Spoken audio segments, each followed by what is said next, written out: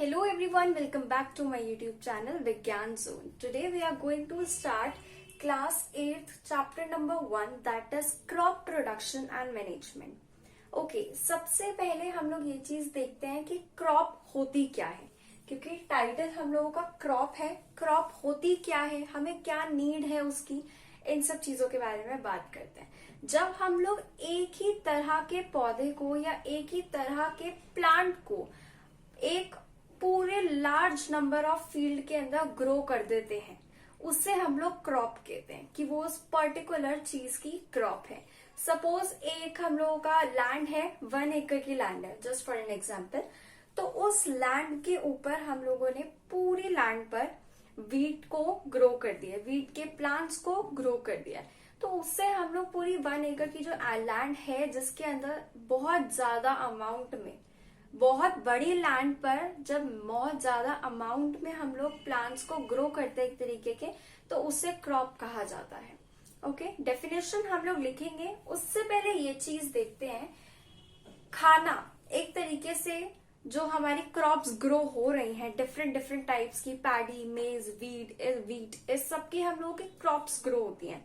वो क्रॉप हम लोगों को देती क्या है? खाना देती है, राइट. अब हम लोगों ने ये चीज पढ़ा है कि जो हमारा लिविंग अर्थ है, उसके ऊपर एक तो होते हैं प्लांट्स और दूसरे होते हैं एनिमल्स. और राइट ना, एक होते हैं प्लांट्स और दूसरे होते हैं एनिमल्स. तो प्लांट्स जो हैं और एनिमल्स जो हैं, दोनों को एक कॉमन चीज रिक्वायर्ड होती है, दैट इज फूड. ठीक है, पर डिफरेंस ये है कि जो प्लांट्स होते हैं वो अपना खाना अलग तरीके से बनाते हैं, और जो एनिमल्स होते हैं वो अपना खाना अलग तरीके से बनाते हैं. एनिमल्स के अंदर साथ में ही हम लोगों के ह्यूमंस भी आ जाते हैं. All the mammals comes into this. Animals हो गए और हम लोगों के ह्यूमंस हो गए, ये इसी के अंदर आते हैं, जिन्हें डिपेंड होना पड़ता है किसी और के ऊपर for their food and their survival. Okay, तो जो प्लांट्स होते हैं, अगेन हम लोग यहाँ डिफरेंशिएट कर देते हैं प्लांट्स और एनिमल्स में. तो जो फूड प्लांट्स बनाते हैं वो बनाते हैं सिंथेसाइज, पूरा लिखते हैं, दे सिंथेसाइज देयर ओन फूड. ये अपना खाना खुद बनाते हैं, दे सिंथेसाइज देयर ओन फूड. और जो प्रोसेस है जिससे ग्रीन प्लांट्स अपना खाना बनाते हैं, उसे फोटोसिंथेसिस कहा जाता है. So the process here used is photosynthesis. और ये बहुत ही पहले से, बहुत जब आप लोग छोटे छोटे थे तब से, छोटी छोटी क्लासेस से ये पढ़ते हुए आ रहे हो आपकी फोटोसिंथेसिस क्या होता है. जब जो ग्रीन प्लांट्स होते हैं वो क्लोरोफिल की हेल्प से सनलाइट की प्रेजेंस में फूड को बनाते हैं. ठीक है, कार्बन डाइऑक्साइड को फूड में कन्वर्ट करता है. इसी प्रोसेस को हम लोग फोटोसिंथेसिस कहते हैं.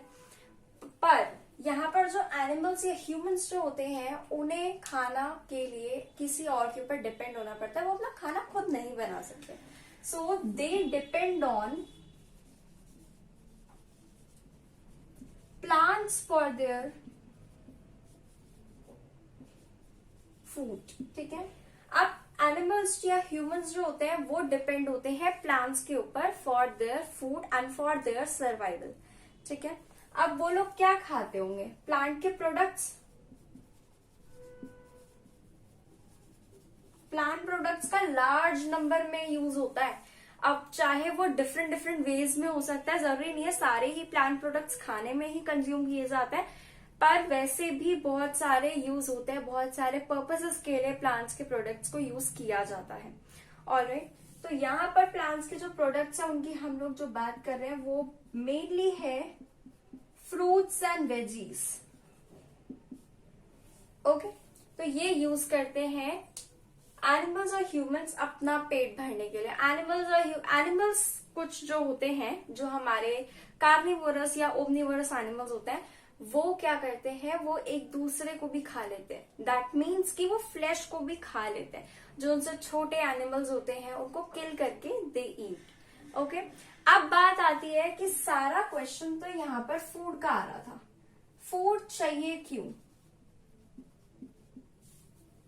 फूड हमें क्यों चाहिए? बिकॉज फूड हम लोगों को प्रोवाइड करता है एनर्जी।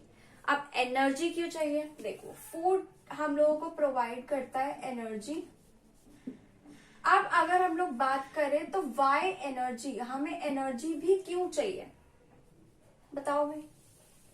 एनर्जी, हम लोग ये चीज पहले पढ़ चुके हैं प्रीवियस क्लासेस के अंदर, पर अब हम लोगों को एनर्जी क्यों चाहिए होती है? क्योंकि एनर्जी जब हम लोगों को मिलेगी तो ही हमारी बॉडी बाकी के जो भी बायोलॉजिकल प्रोसेसेस हो रहे होते हैं, जो भी प्रोसेस हमारी बॉडी के अंदर हो रहा होता है, उसे बायोलॉजिकल प्रोसेस बोलते हैं। और वो प्रोसेसेस परफॉर्म करने के लिए और हमारे सर्वाइवल के लिए, अब यही जो बायोलॉजिकल प्रोसेसेस की मैं बात कर रही हूँ, ये हमारे सर्वाइवल के लिए बहुत इंपॉर्टेंट होता है। उनको फंक्शन करते रहने के लिए, उनको परफॉर्म करते रहने के लिए हमें एनर्जी चाहिए होती है। अब जो बायोलॉजिकल एक्टिविटीज होती है वो होती क्या है? हमें बायोलॉजिकल एक्टिविटीज के लिए चाहिए होता है ये। अब ये बायोलॉजिकल एक्टिविटीज कौन सी होती हैं? रेस्पिरेशन, मैं शॉर्ट में लिख रही हूं, डाइजेशन, एक्सक्रीशन, एक्सेट्रा। इस टाइप के जो हमारे प्रोसेसेस होते हैं उन्हें बायोलॉजिकल प्रोसेसेस कहा जाता है। इनडायरेक्टली हम लोगों को सर्वाइवल के लिए एनर्जी चाहिए होती है। ऑलराइट, अब पहले के टाइम पर क्या होता था, बहुत सारी टेक्निक्स, एग्रीकल्चर प्रैक्टिसेस, जो मॉडर्न एग्रीकल्चरल प्रैक्टिसेस हैं, वो सब नहीं इंट्रोड्यूस हुई थी इंडिया के अंदर, इस वर्ल्ड में। तो उस टाइम पर जो आदिवासी होते थे, जो अर्ली ह्यूमंस होते थे, आदिवासी, वो लोग क्या करते थे, डायरेक्टली प्लांट्स के फ्रूट्स को और क्या कहते हैं, वेजिटेबल्स वगैरह को वो कंज्यूम कर लेते थे। रॉ खाते थे वो लोग, दे ईट रॉ प्लांट प्रोडक्ट्स। बट अब धीरे धीरे कुकिंग और ये सब चीजें इन्वेंट हुई, धीरे धीरे इंट्रोड्यूस हुई वर्ल्ड में, और अब हम लोग बहुत स्पेशल डिशेस बना के, टेस्टी डिलिशियस डिशेस बना के खा सकते हैं। ओके, एग्रीकल्चरल प्रैक्टिसेस क्या होता है? देखो, जो भी प्रैक्टिसेस हम लोगों की क्रॉप की प्रोडक्शन में यूज की जाती हैं, उसे एग्रीकल्चरल प्रैक्टिसेस कहा जाता है। अब सबसे पहले तो हम लोग यही चीज देख लेते हैं कि क्रॉप क्या होता है। Let us see it here.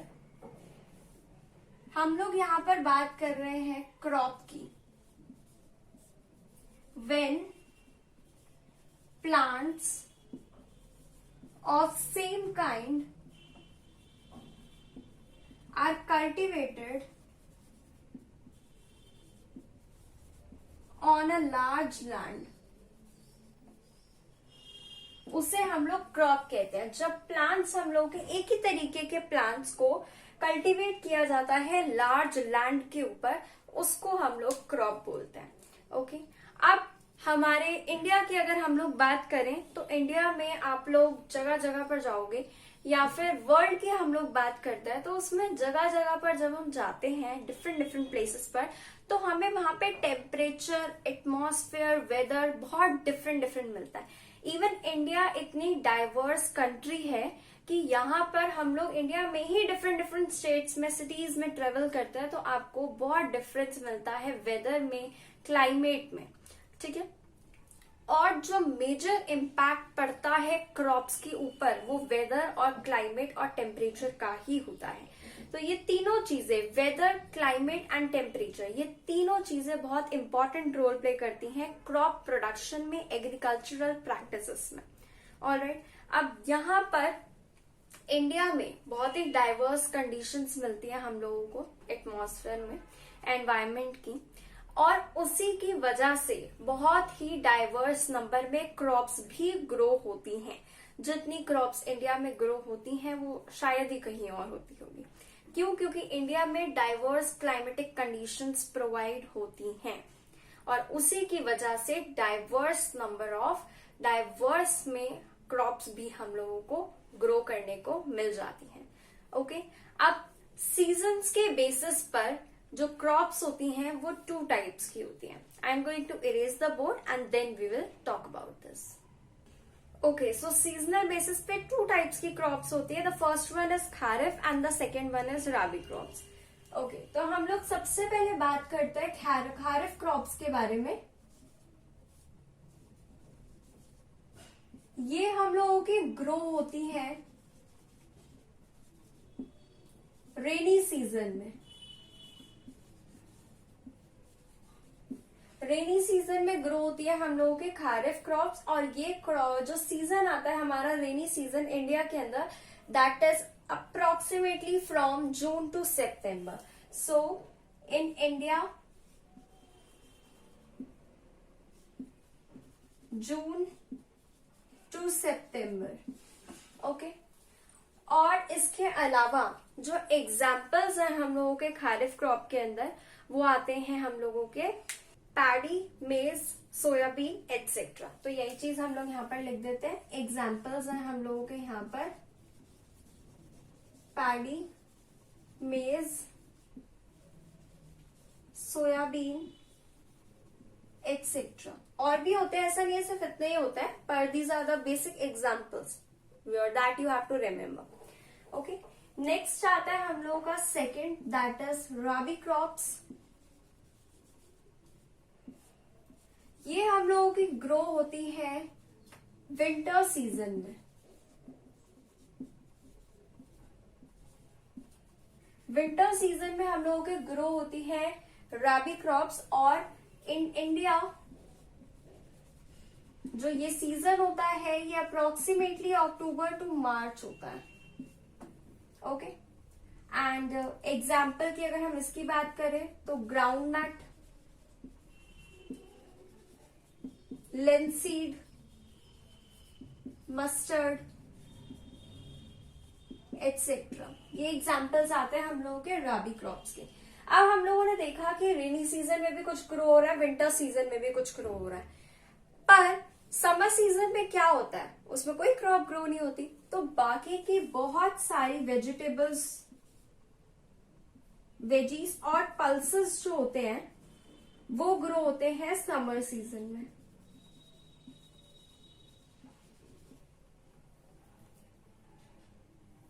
which is approximately from April. Now we are going to talk about the basic practices of crop production. Crops को produce करने के लिए, crops की production के लिए हम लोगों को कुछ basic practices के बारे में पता होना चाहिए। So the first one here is preparation of soil. सबसे पहले हम लोगों को ये काम करने के लिए, crops को grow करने के लिए soil को prepare करना पड़ेगा। नेक्स्ट इज सोइंग, फिर हम लोग सीड्स को सो करेंगे। Then we have to add manure and fertilisers, ताकि अच्छे से उसकी ग्रोथ हो सके, सीड्स अच्छे से ग्रो कर सके, जर्मिनेट हो सके। नेक्स्ट हमारा इरिगेशन आता है, रेगुलर वाटर को सप्लाई करना पड़ेगा हमें। देन प्रोटेक्शन फ्रॉम वीड्स, अब जब हम लोगों के प्लांट्स इरिगेशन के बाद धीरे धीरे पानी दे दे के जब थोड़े से ग्रो होने स्टार्ट हो जाते हैं, तो कुछ अनवांटेड प्लांट्स होते हैं वो ग्रो होना स्टार्ट हो जाते हैं क्रॉप्स के साथ। अब वो अनवांटेड है और अनवांटेड प्लांट्स को ही वीड्स कहा जाता है, तो उन्हें रिमूव करना होता है हमें, and that is this protection from weeds. और वो कैसे किया जाता है, वीडीसाइड्स की हेल्प से। मैनुअल तरीके से भी किया जा सकता है, but nowadays weedicides are used for this. Next is harvesting. अब हम लोग वीड से भी बचा चुके हैं, ग्रो भी कर चुके हैं, तो अब हम लोगों को क्रॉप को हार्वेस्ट करना है। और हार्वेस्ट करने के बाद में हमें उसे स्टोर करना है, ताकि उसके ऊपर कोई भी पेस्ट वगैरह अटैक ना कर सके, रैट्स वगैरह, कोई भी एनिमल्स, ये सब कोई भी उसे हार्म ना कर सके। तो उसे हम लोग स्टोर करके रखते हैं सेफली। तो these are the basic crop production practices, जिसके अंदर हम लोग इस वीडियो में डिस्कस करने वाले हैं प्रिपरेशन ऑफ सॉइल के बारे में। Okay, we are going to distribute this chapter in 2 parts, and 2 separate videos will be there for this chapter, and this one is the first part of this chapter, and here we are going to discuss our last topic for this video, which is preparation of soil. Soil को prepare कैसे किया जाए। देखो, soil को prepare करने का मतलब क्या है। सबसे पहले ये चीज समझते हैं, हम लोगों को उसके अंदर सीड्स को बोना है और उसके बाद में उसे ग्रो करवाना है, पूरी क्रॉप्स बन रही है वहां पर, तो उसके लिए हम लोगों को बहुत सारे न्यूट्रिएंट्स की भी रिक्वायरमेंट होती है। तो होता क्या है, सॉइल को एक तरीके से एक्शन में लाने से पहले, एक्शन में लाने के लिए हमें उसको थोड़ा सा एनर्जी प्रोवाइड करनी पड़ती है। अब किस तरह से होगी, थोड़ी सी फ्लेक्सिबिलिटी देनी पड़ती है सॉइल को, ठीक है। तो अब हम लोग करते क्या है, टिलिंग या फिर प्लोइंग, ये हम लोगों का प्रोसेस का नाम होता है। तो मैं यहाँ पर लिख देती हूँ। जो फर्स्ट चीज इसके अंदर आती है वो आती है टिलिंग और प्लोइंग, कुछ भी कह सकते हैं हम लोग इसको। ये एक प्रोसेस होता है जिसकी हेल्प से हम लोग लूज कर सकते हैं सॉइल को। The process of loosening and turning of soil, जो प्रोसेस होता है जिससे हम लोग सॉइल को लूजन कर सकते हैं, मतलब बहुत ही ज्यादा टाइट सी हो जाती है हम लोगों की सॉइल जब ऐसी रॉ पड़ी रहे, तो उसको लूज करना, अच्छे से उसका लेवल कर देना, और उसको टर्निंग और लूजनिंग ऑफ सॉइल का जो प्रोसेस होता है उसे टिलिंग या प्लोइंग कहा जाता है। जो टूल इसके अंदर यूज होता है दैट इज अ प्लो, जो आयरन का बना होता है, आयरन का या वुड का ऐसे बना हुआ होता है। ओके और यही हमारा आता है under preparation of soil. Preparation of soil के अंदर, एग्रीकल्चरल प्रैक्टिसेस के अंदर ये सबसे इम्पोर्टेंट पॉइंट होता है, सबसे इम्पोर्टेंट स्टेप होता है। ओके अब होता क्या है, जो टॉप सॉइल होती है हम लोग की, उसके जो कुछ सेंटीमीटर्स ही होते हैं, उनके फ्यू सेंटीमीटर्स जो हेल्प करते हैं, न्यूट्रिएंट्स प्रोवाइड करते हैं प्लांट को ग्रो करने के लिए। अब क्या किया जाता है, लेवलिंग की जाती है, ताकि लेवलिंग करने से होता क्या है, जो नीचे के हम लोगों के नीचे की लेयर्स जो होती हैं सॉइल की, उनके जो न्यूट्रिएंट्स होते हैं, उनकी जो नीचे की जो लेयर होती है सॉइल की, वो ऊपर आ पाती है टॉप लेयर पे, और अपने न्यूट्रिएंट्स जो है वो शेयर कर पाती है। ओके तो एक और जो प्रोसेस आ गया हम लोगों का यहाँ पर, वो होता है लेवलिंग, और इसके लिए जो टूल यूज किया जाता है उसे लेवलर बोला जाता है। ओके और इस प्रोसेस में होता क्या है, बेसिकली जो हम लोगों की सॉइल होती है उसके क्रम्स बन जाते हैं, ठीक है, वो इकट्ठे हो जाती है और छोटे छोटे से पत्थर टाइप्स बन जाते हैं, उन्हें क्रम्स कहा जाता है, क्योंकि वो बहुत ज्यादा हार्ड नहीं होते कि हम उसे ब्रेक ना कर सके। तो जो ब्रेकिंग होती है क्रम्स की सॉइल के, उसे हम लोग लेवलिंग कहा कहते हैं, और उसे लेवलर की हेल्प से किया जाता है। So it is breakdown of soil crumbs, soil के क्रम्स का ब्रेकडाउन करना इज नोन एज लेवलिंग। तो प्रिपरेशन ऑफ सॉइल में हमारे दो इंपॉर्टेंट स्टेप्स आते हैं, जिसमें से मेजर है टिलिंग एंड प्लोइंग और सेकेंड वन है लेवलिंग। ओके टिलिंग और प्लोइंग से हमारी एक और चीज में हेल्प होती है, दैट इज जो रूट्स होती है they can penetrate down okay तो इन द सॉइल, और उसकी हेल्प से होता क्या है, उससे प्रॉपर न्यूट्रिएंट्स प्रोवाइड होते हैं। और अगर लेवलिंग टिलिंग नहीं की जाएगी, टिलिंग और प्लोइंग व्हाटएवर यू से, ये और ये दो स्टेप्स अगर परफॉर्म नहीं किए जाएंगे, तो रूट्स नीचे जाते जाते कहीं पर अगर उसे सॉइल का क्रम मिल गया तो वो और डाउन पेनिट्रेट नहीं कर पाएगी इन द सॉइल। ओके और बहुत ही ज्यादा हेल्पफुल होता है हमारा ये प्रोसेस।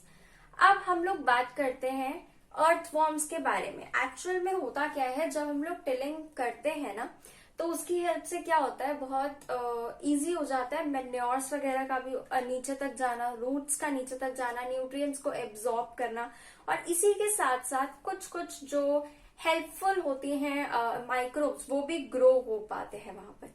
ठीक है, आप लोगों ने एक राइजोबियम का नाम सुना होगा, अगर नहीं सुना तो राइजोबियम भी हमारे प्लांट ग्रोथ में करता है हेल्प काफी। तो उसका थोड़ा डीप डिटेल में हम नहीं जाएंगे, पर it's just for general knowledge.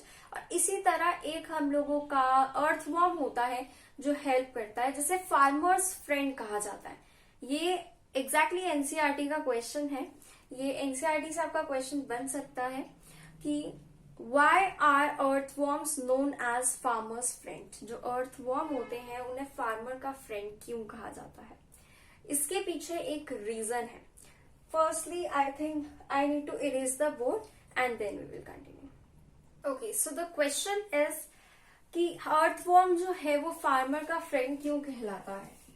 So why is earthworm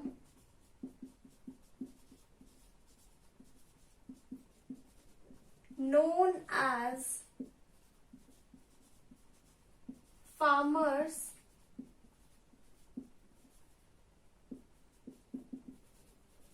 friend, क्योंकि ये further turns and loosens soil. जो हम लोगों ने टिलिंग में किया, लेवलिंग में किया, उसके अलावा भी जो अर्थवॉर्म होता है वो सॉइल की फर्दर लेवलिंग करता है, ठीक है, लूजनिंग करता है सॉइल की, टर्निंग करता है सॉइल की, ठीक है। और उसके अलावा एक चीज और, it adds humus to the soil. और ह्यूमस बहुत ही ज्यादा न्यूट्रिटिव होता है, एज लाइक अ मैन्योर, अच्छा प्रोवाइड करता है, ग्रोथ अच्छी हो जाती है उससे। ओके, सो ह्यूमस प्रोवाइड करता है हमारा फॉर द अर्थवॉर्म। अब एक चीज हम लोग नोट में देख लेते हैं, वो ये कि टिलिंग से पहले मैन्योर डाला जाता है, मैन्योर को ऐड किया जाता है टिलिंग से पहले। और सेकंड चीज ये,